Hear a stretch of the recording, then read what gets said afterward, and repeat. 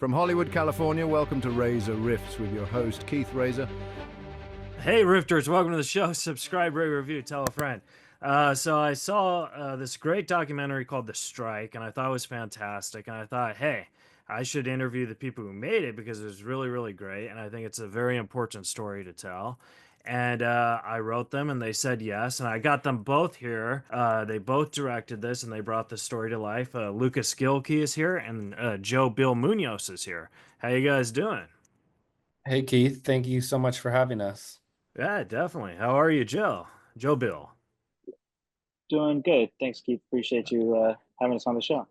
Excellent. Thanks for saying yes. I gotta be honest with you, this is a comedy podcast, so like I saw the story and I thought, holy Lord, there's nothing funny about this, but I thought it was so fantastic that I wanted to talk to you guys about it. There's at Uh, least one joke in the film. yeah, well that's true, yeah. But yeah, I wanted to, and also this is my first time interviewing two people at once. So I'm gonna try my best, but I wanted to ask you what was like your thoughts on like say, hey, I want to provide this story about the hunger strikes at the Pelican Bay. Like, what gave you the idea? Like, hey, let's make a documentary about it. Yeah, great question. Great question. I think it's a really important part of modern California history, US history as a whole, that is still not widely known. Yeah. And, witnessing it firsthand as, a filmmaker, journalist, and California resident, it was pretty astounding. You have folks trapped for decades in solitary confinement, which is already unfathomable. Right. And then within those conditions, organizing across historical divisions, organizing across racial lines to create a social movement, a non-violent direct action that actually materially changed their conditions was just an incredible story that we wanted the world to know. And what about you, Joe Bill? What was your Yeah, I mean, I think I would just echo what Lucas said. There were many kind of inspirations for why this story needed to be told and why it needed to be told now. But um, one of the biggest ones I'll just say too is just the incredible people that are involved in this, and just meeting them and feeling like a need to honor their stories, honor what they did, what they sacrificed, what they experienced. Yeah.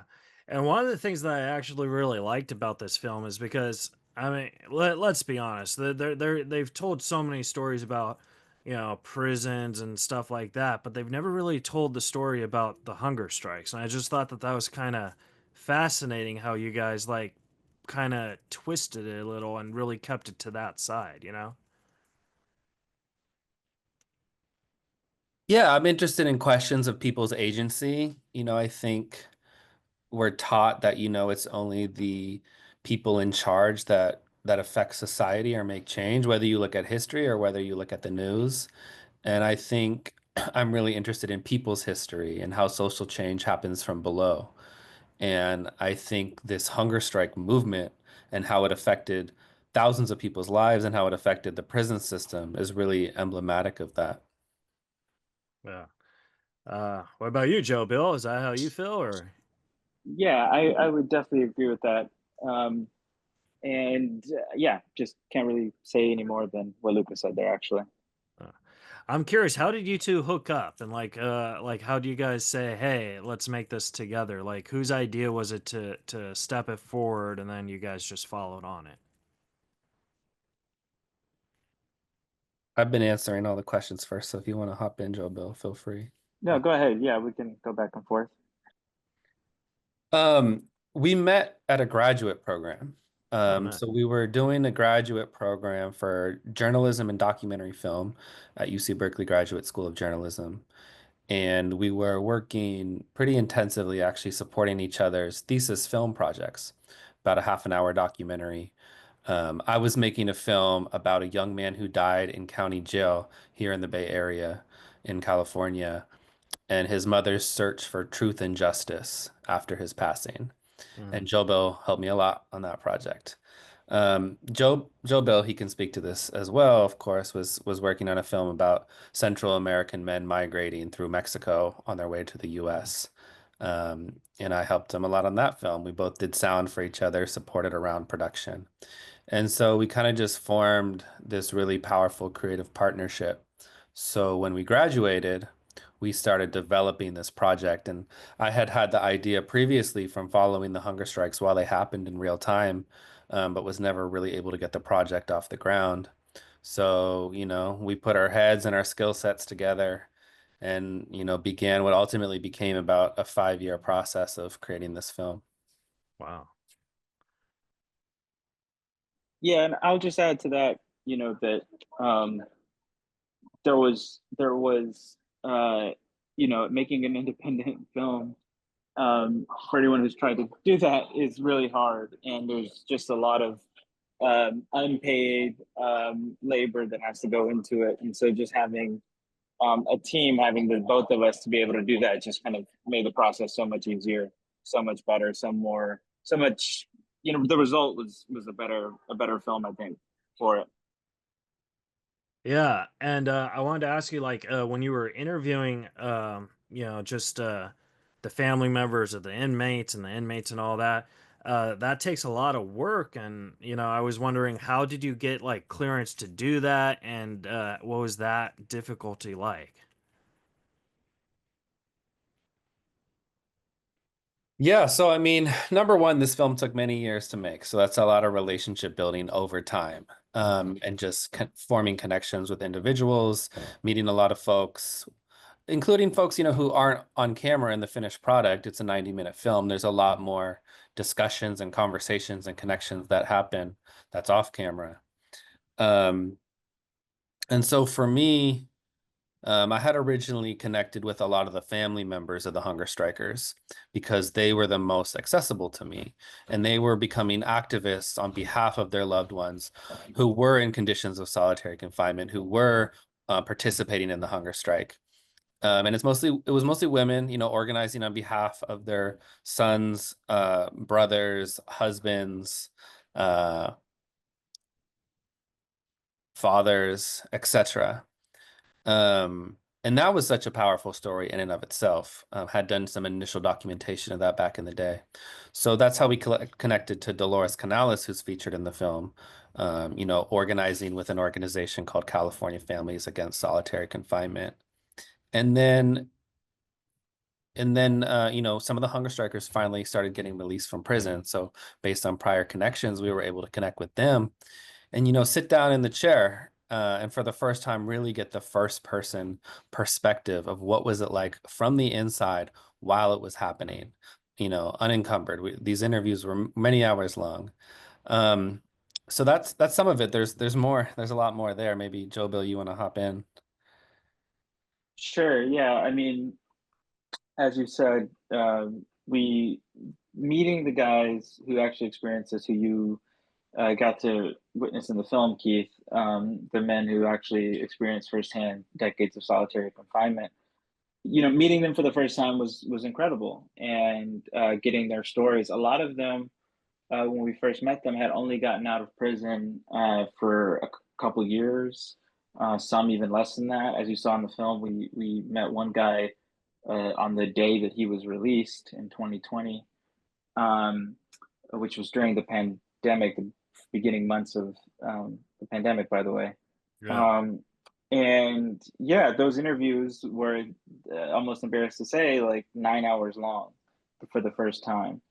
And just hearing their stories, getting to know them over the years, just kind of taking it all in was incredible. For many reasons that hopefully we hit on in the film. The sort of emotional journey, the psychological, personal kind of journey that these guys went through, being incarcerated for so long, being in solitary confinement for so long, how they were able to sort of live their life and connect as much as they could with their families, with their loved ones back home. But then also it gave us an insight into the political drama that unfolds in the film, a firsthand account of what it was like to organize this protest, and then what it was like to sort of go back and forth with the prison administrators, and take them on. What were the conversations that were happening behind closed doors? The sort of negotiations that you see in the film, ultimately some of the concessions, the need to kind of continue fighting, continue organizing, all that kind of drama that was happening literally outside of the public's view inside of a prison was then something that could be retold to us, and that we could try to, as best as we could, do justice for in the film. So I have a great idea, and you guys could totally take this. What if you guys got together and you could like show this film to like prisons around the world? You know what I mean? Like a little film festival or something, because they don't have a lot of they don't have a lot of like entertainment stuff, and I think that this would really help them. That is a great point, and fortunately, our thinking is very aligned. So we're approaching that in a couple of different ways. One, our film is going to be broadcast on PBS actually in just a few days here, so Monday, February 3rd, which we're excited about because it's going to have a national audience and it's going to be broadcast and streamed into households across the country. Because it's also public television, it's going to be accessible in prisons across the country. Oh my God, that's awesome. Yeah, so PBS is big in prison. I've talked to a lot of folks who are formerly incarcerated, who have spent time incarcerated. And you talk to folks and it's like, oh yeah, PBS, Independent Lens, POV, NewsHour, Nova, like Frontline. Like this is some of the most educational programming you can get in prison. So it's really profound for us to be on it and to be accessible into prisons across the country. So we're really excited for folks to get to watch it that way. We are also working on bringing it into prisons. We had our first screening in a prison in San Quentin at the San Quentin Film Festival, the inaugural San Quentin Film Festival last year. I believe the first time a film festival was ever held in a prison in the United States. It was shortly followed up by a film festival at Sing Sing in New York. And that was an amazing experience for the reasons that you point out. We were really honored to have our film be selected as the best documentary by the inside jury of the people currently incarcerated there, because of how well it spoke to their experiences. The man who introduced the film asked people to raise their hand if they had spent time in solitary confinement. And it was probably over 100 people incarcerated in that facility who were in the audience, and many people raised their hand. And so that was a very profound screening. We had an amazing talk back afterwards, amazing conversation with folks. Wow. I'm glad that I shared an idea you already did. JoeBill, you got anything to add on that, or? No, not at all. Just that Lucas pretty much summed it up. Yeah, I mean it's a real big part of bringing this film out into the world. We're working with an organization, an impact campaign team called Represent Justice, and Represent Justice. This is what they do. They bring films out and take it to specific communities. In this case, folks impacted by the carceral system, and we're happy that they've decided to partner with us on taking this film across the country. So yeah, it's a huge part of what we'll be up to for the next year. That's when you know you have something really special and everyone is working together so someone can see this. You know what I mean? Yes. You guys mentioned that you just on one person you interviewed, you have probably 9 hours of footage. So that's just one person you interviewed. So I'm sure you have so much more. Like, how do you guys come together and say, hey, this is the stuff we should take? Because you have so much footage, you could probably make a sequel or something. You know what I mean? Like the Strikes Part 2 or something. I think the answer is that we tear our hair out, and it's Yeah. quite a stressful, excruciating process, but ultimately very fruitful, and that is the creative process. But I think, JoeBill and I we would have just hours long conversations and hours long discussions in Google Docs, scripting the film and then editing the film and then re-editing the film and then re-scripting and then re-editing. And it's also amazing. It's an amazing process, along with our editor, Daniela Quiros, who's an amazing editor. I think, we it was hard to let go of things, as you said. There's a lot of footage, there's a lot of content, there's a lot of storylines. Yeah. Um, but ultimately, I think we're proud at how we're able to integrate so much into a cohesive narrative because this film is both very personal, but it's also about society on a structural, big picture level. And then it's also about the present day, but it's also about history and it's about individuals, but it's about collectives. So we're proud of how we ultimately weaved all of that together. Yeah. I think that that pretty much sums it up. Yeah, there's a lot of material that you accumulate over the years, especially on a film like this, with so many years in the making. Yeah, no, I mean, there's still things to this day that I miss that I wish we could have found a way to work in, but um, ultimately, you know, it's been really, really amazing, really just uh, gratifying to see how audiences have responded to the film, and the ways in which they want to continue to support it. Hey, I got another great idea. I'm sure you guys have already thought about this, but I'm going to share it anyway. So when the strike comes on DVD, bonus features, huh? Throwback. Yeah, no, I Throwback. love it. I love it.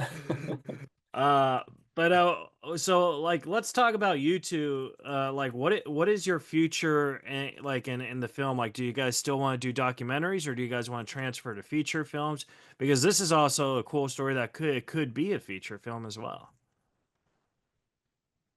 After working on such an intense issue, I only want to work in comedy now. Oh, nice, nice. No, JK, JK. I mean, this film is intense, but it's also, as we have found, it's actually, and always was our intention, is actually quite uplifting. And we've had folks say they were surprised by actually, because you think it's a film about solitary confinement, but it's actually a film about social movement organizing and what the possibility of what can happen when we come together. And so, one person told us this film both broke and restored my faith in humanity all at once. Yeah. Um, that being said, yeah, so my heart is in documentary. We both work as documentary film producers. That is what we do, and that is what I love. But yeah, I love storytelling as a whole, right? And so Yeah. whether that's comedy, whether that's narrative fiction, open to it all. JoeBill, your future ideas? Oh man, I think right now it's just like super tunnel vision on getting this film out into the world. There's so much more that we can do with this film, that this film can do for us, for the world, for people, for audiences. You know, we've screened the film over 50 times in person with audiences leading up to this PBS broadcast. And we have already 30 or so more being scheduled for the coming months, and just more and more kind of coming in by the week. And so, yeah, right now it's really um, maximizing what took us many years to make, and giving this film its proper due into the world. Uh, yeah, that's kind of the tunnel vision uh, mindset that I find myself in right now. All right. Well, we all need documented people to make these documentaries because I feel a lot of people really. I think documentary is probably the hardest form of film to do too. You don't That agree? I feels mean, right? validating to me. Oh, okay. I was like, oh, Yeah, he's no, shaking I his think head. there's I'm truth like, to that for sure. but no, yeah. I mean, this is also something that you could have made like a series too. You know what I mean, with all this footage and stuff. So like, what made you guys say, hey, let's just make it a film and like get all the into one? You know what I mean? Like that's what's beautiful about documentaries is just all that footage. Yeah, no, that's an interesting question. I think we kicked it around a bit. Um, But ultimately, we're a two-person team. And Yeah. granted, we were able to build out our team. We have, like I said, amazing editor, amazing cinematographer, Victor Tadashi Suarez, amazing composers, Samora Pender-Hughes and Chris Padishall, and on and on. But fundamentally, this is JoeBill and I over many, many years wearing many hats, independently fundraising. And so I think a feature documentary was within our capacity. And I also think there's something to be said about storytelling within that time limit. And as we've been discussing, it's hard because you can't tell everything, but it does force you to tell something succinct. It's still enough time to, have a epic breadth and scope, but it's still fundamentally succinct. And I think we enjoyed that challenge of condensing down this, as I said, kind of epic collective, yet also personal story into 90 minutes. Definitely. JoeBill, you got anything Yeah, you want to say on that? yeah. I mean, I think that it's I think conceiving of the idea, it felt natural for this to be a feature documentary at 90. That format, that 90-minute format felt natural, felt organic, felt like the shoe kind of fit the foot, and you know making something longer because you can, but not necessarily because it's appropriate. I think can kind of lead you astray. So I think there's an urge to make things longer because of like market reasons and etc. But I also think that you got every project's different, every idea is different, every story is calling for a particular way for it to be told. Not to get too woo woo about it, but I do think that there's truth there in terms of some of the storytelling questions you ask yourself in the beginning. And I think we got it right, at least in this particular question. As far as what's in the film, what's not in the film.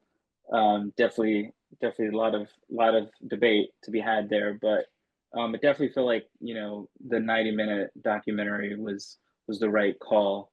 That's not to say though that there's so much more to be told, so much more to be said, not just about, I mean, obviously about solitary confinement, writ large, globally, historically, but even just in California, even just related to all the history that led up to this hunger strike, some of which we were able to get to into the film. Wow. So there's I think your point though, a bigger point is, what I'm hearing is that that the story is so big that and that was an intent, was to try to really zoom out and add some perspective um, to this story, and just try to really kind of ask the viewer to really pay attention and to really absorb and to really think about the scope of how we got to this point, how 30,000 people came together and did this, how thousands of people were in solitary confinement, and the straw that kind of ultimately broke the camel's back. Yeah, definitely. I don't want to respect your guys' time, but I have three more questions, and you could go fast on these if you want. But this film is also not about the hunger strikes, but there's also like a deep message, about, I feel, about mental health in these situations, and I wanted to know, like, how do you think that just affected? Because I thought it showed really well, but I think a lot of people don't really understand uh the circumstances of that, and I feel like you showed a good job of like shedding light to that. Thank you. Yeah, I think this is a really important question. Solitary confinement in general is unfathomable, let alone prolonged, decades-long solitary confinement.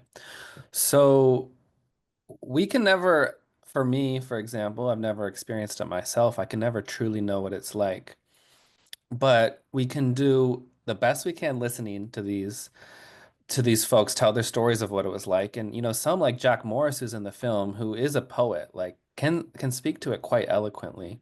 But then we also have the power of film. So how do we try to do this in the film? And I want to give a shout out to our editor, Daniela Quiros, who came up with this scene in the film, which, it's hard to describe. It's better if you've seen it, but the monotony and the repetition of it.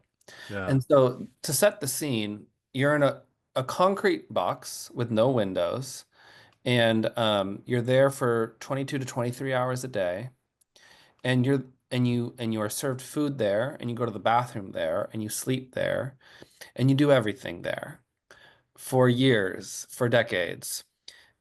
She came up with this amazing scene where it gets faster and faster and faster. The repetition gets faster and faster, so you can feel the effect of that on your psyche Right. as best as we could. And that was really powerful. She came up with that. And it was really powerful to hear how well that resonated with folks who have experienced this, because even they are searching for like, processing what they truly experienced. And it resonated as like, oh yeah, that's what it was like. That's what it was like.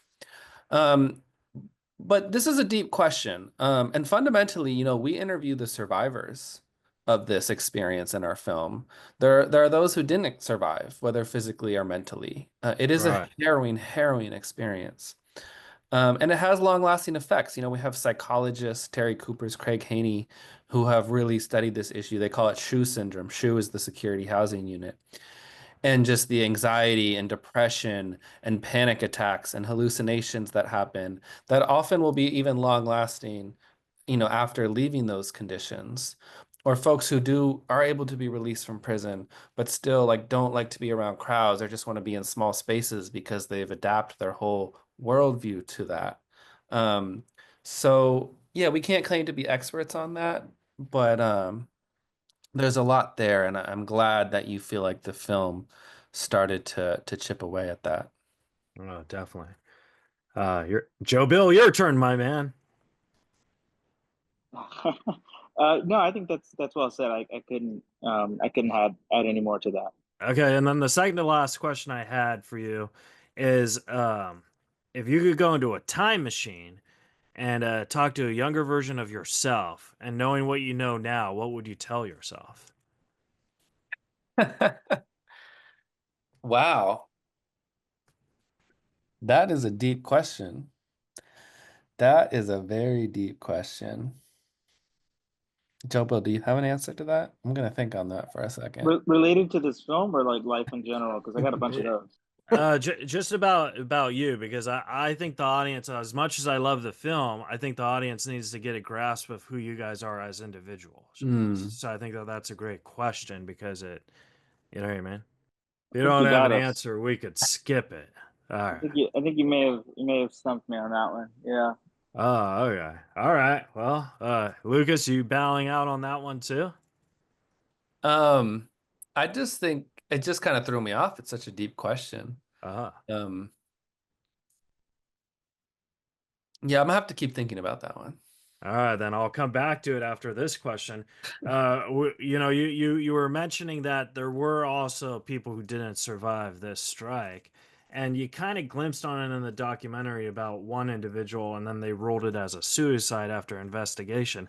But here's the thing that I know just by like documents and stuff. When they say they investigate suicide, they don't really investigate. They just kind of say it just to move on. And I was wondering, do you think that in this case that was that, or do you think that that's just how it was, like something you just wanted to throw in? It's hard to speculate. We can only, operate on the information we have. But I will say, on the whole, you're right in the sense that there is limited media access Yeah. to inside prisons, by design. So I think it's really important to raise these questions and to bring as much transparency to the prison system as we can. I think that's what the hunger strike did. Hope that's what the film does. And, in California specifically, there's been a media ban since the 90s for media to interview specific people who are incarcerated. And there's been attempts to pass a law to overturn that. It has not been successful, but I think there's lots of different ways we can further shine a bright spotlight on the inside of our prison systems. Yeah, I would just agreed on that for sure. All right. So then we'll go back to that last question. You guys got an answer or no? Um, what would I tell my former self? Yeah, just like it could be from yesterday or when you were I would kids. tell myself that I would give myself license to have a lot more compassion for myself. Oh, that's a great answer. I feel a lot of people don't. I feel like compassion is also something people learn as they get older. You know what I mean? Hmm. All right, Joe, you got any final answers for that, or you want to still bow out on that one? Um, Yeah, I mean, I think that as it relates to this film, at least, um, you know, there's not much. We were so um, committed to telling the story, to figuring it out, hell or high water. It's kind of hard to kind of look back and and say something too critical of ourselves, because we were trying the best we could with what we had. First time making a feature documentary, there's so many small things that we could sort of pick apart that we could have done better, or that we should have done. But actually, I mean, yeah, I'm having a hard time answering this question. I think, at least in regards to the film, which is definitely the lane that I'm going to stick in here with this answer, is that I'm looking back at the process, and I'm feeling pretty good about what we were able to accomplish, about how it went, and just the process of learning and appreciating learning and appreciating the newness of everything, because the newness of this whole experience, you only get once, because after this, it's not new anymore. It's not fresh. It's not some of the kind of curiosity and the excitement and the figuring it out part kind of fades away as you get more experience. So just cherishing that part of it a little bit more. Well, that's a great answer, and this is a great film that I think will definitely change people's lives, or definitely open their eyes about seeing what's going on behind closed doors. Where can the folks at home follow and support you, or do you just want them to support the film, or like some people don't like to be followed on the social media, but I think that you guys have a lot of good talent, and I think you guys should be followed. Thank you for that. Yeah, we would love for everyone to follow the film on Instagram. That's the main social media that the film lives on. It's The Strike Film. The handle is The Strike Film. We also have our personal handles on the bio there where you can follow us. And we also encourage folks to go to thestrikefilm.com, because people can host, as JoeBill mentioned, like we've had an incredible impact campaign so far, and we're just in the middle of it. It's ongoing. So folks can sign up to host their own screening. We're also encouraging folks to hold watch parties on February 3rd. And as well, sign up for our email listserv, because this film is growing a life of its own. So we'd love folks to join the email listserv on thestrikefilm.com. All right. Joe, you got anything else you want to say? Say goodbye to the folks, or?